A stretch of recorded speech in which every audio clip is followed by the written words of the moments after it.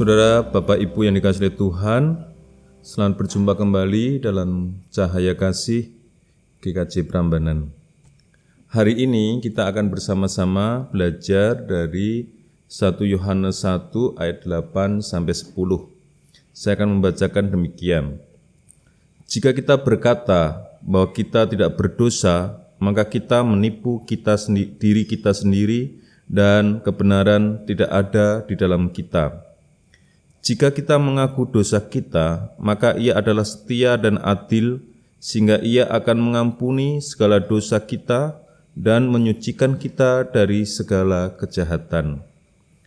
Jika kita berkata bahwa kita tidak ada berbuat dosa, maka kita membuat Dia menjadi pendusta dan firman-Nya tidak ada di dalam kita.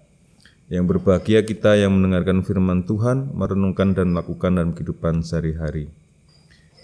Bapak, Ibu, saudara-saudara yang dikasihi Tuhan Yesus Kristus, hari ini kita belajar tentang bagian terpenting juga dalam perjalanan hidup manusia. Selain keselamatan, kemuliaan dan sebagainya, ada sisi baliknya, yaitu dosa, kemudian akibat-akibat dosa dan sebagainya. Pada bacaan ini kita belajar bahwa Tuhan akan menerima kita, Tuhan akan memberi pengampunan, Tuhan akan memberi kebenaran, Tuhan akan memberkati kita, dan Tuhan akan memampukan kita terlepas dari kejahatan jika kita mengaku dosa kita. Nah, masalahnya apakah dosa itu? Bagaimana kalau kita tidak mengetahui apakah dosa itu, bagaimana kita mengaku kalau kita berbuat dosa dan sebagainya. Tentu kemudian kita teringat tentang hukum Tuhan ya. Jadi kalau dosa itu diibaratkan atau dimaknai sebagai melanggar hukum Tuhan, kemudian kita tahu ingat tentang hukum Tuhan, 10 hukum Tuhan ya yang kita tahu, atau di dalam Perjanjian Baru bahwa semua hukum agama itu, perintah para nabi atau firman Tuhan itu diringkas di dalam hukum kasih ya, yang setiap minggu kita dengarkan dan kita baca bersama-sama. Di dalam hukum kasih itu kemudian kita dapat merefleksikan bahwa segala sesuatu itu akan berkenan kepada Tuhan jika kita melakukannya atau kita mengerjakannya dengan kasih, dalam rangka mengasihi Tuhan dan mengasihi sesama.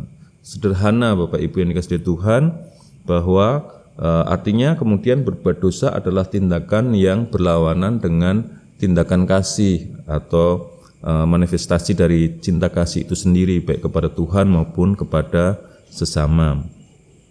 Nah, kemudian dari situlah kemudian kita bisa berefleksi bahwa memang kemudian kita sadar bahwa kita tidak akan pernah tidak berdosa.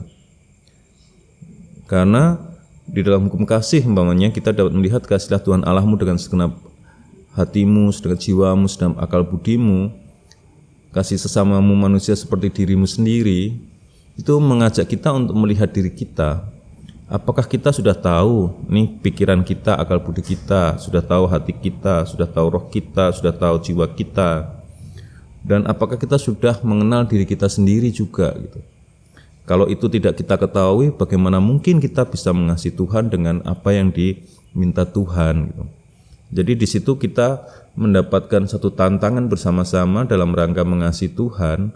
Itu kita harus tahu diri kita harus mengerti apa semua operasional dalam diri kita, baik secara akal budi, kekuatan, hikmat, ya, kebijaksanaan dalam diri kita. Juga dalam implementasinya ketika kita mengasihi orang lain. Jadi dari sini sebenarnya tindakan apa itu yang diminta, pengakuan dosa itu seharusnya memang kemudian menjadi pengakuan yang senantiasa ya. Jadi kita memang tidak pernah selesai dalam tindakan minta pengampunan kepada Tuhan ya. Kalau dahulu umpamanya mengasihi sesama manusia pada zaman kanak-kanak tentu akan berbeda pada konteks setelah remaja, dan konteks mengasihi remaja pun kemudian akan berbeda ketika sudah dewasa dan tua gitu. Jadi artinya selalu dinamika itu selalu muncul. Pada titik inilah kita diminta untuk selalu sebenarnya berefleksi dan mengenal diri kita dan mengerjakan apa yang perbuatan cinta kasih itu berdasarkan tahap pencapaian kita masing-masing. Nah, kemudian disitulah kejujuran menjadi penting yang dinyatakan dalam tindakan mengaku dosa itu. Jadi kejujuran itu menjadi penting. Karena sebenarnya kata mengaku atau mengakui kesalahan, mengakui dosa itu mengandung dua hal yang penting ya. Berarti bahwa ketika kita mengaku, kita sebenarnya pada kesadaran kita telah dan kita belum gitu. Jadi orang yang mengaku dosa itu sebenarnya berada pada kita telah berdosa dan kita belum sesuatu gitu ya. Saya katakan kita telah, artinya kita telah mengetahui bahwa pencapaian kita ternyata memiliki banyak bolong ya, banyak kekurangan-kekurangan, banyak hal-hal yang harus diperbaiki. Kita telah mengetahui, kita telah mencapai, kita telah melakukan yang lalu gitu ya. Dan kita tahu bahwa banyak hal yang tidak tepat. Kemudian sejenak kemudian kita masuk pada kita belum. Ya, kita belum mengerjakan hal-hal yang Tuhan kehendaki. Kita belum mencapai hal yang lebih baik lagi. Jadi mengaku itu berada pada semacam terminal kehidupan, yaitu terminal kejujuran ya. Di mana kita harus jujur bahwa kita telah mengerjakan banyak hal yang baik mungkin, tapi mungkin banyak hal juga yang tidak baik ya. Sejenak kemudian kita diajak untuk berangkat gitu ya. Berangkat mencapai pada pencapaian yang lebih gitu ya. Kita diminta untuk berangkat pada apa yang belum kita capai. Jadi kita pengakuan dosa itu kemudian menjadi semacam terminal spiritualitas tertentu.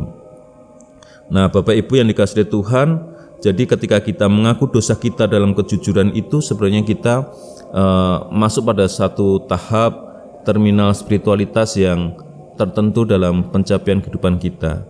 Nah, saya mengajak Bapak Ibu Saudara kemudian untuk menghargai tahap ini ya. Jadi nggak apa-apa pada posisi-posisi tertentu mungkin kita berada pada kegalauan tertentu, nggak apa-apa. Artinya kita telah mengetahui bahwa itu tidak baik. Dan sejenak kemudian kita tahu apa yang baik yang harusnya kita kerjakan.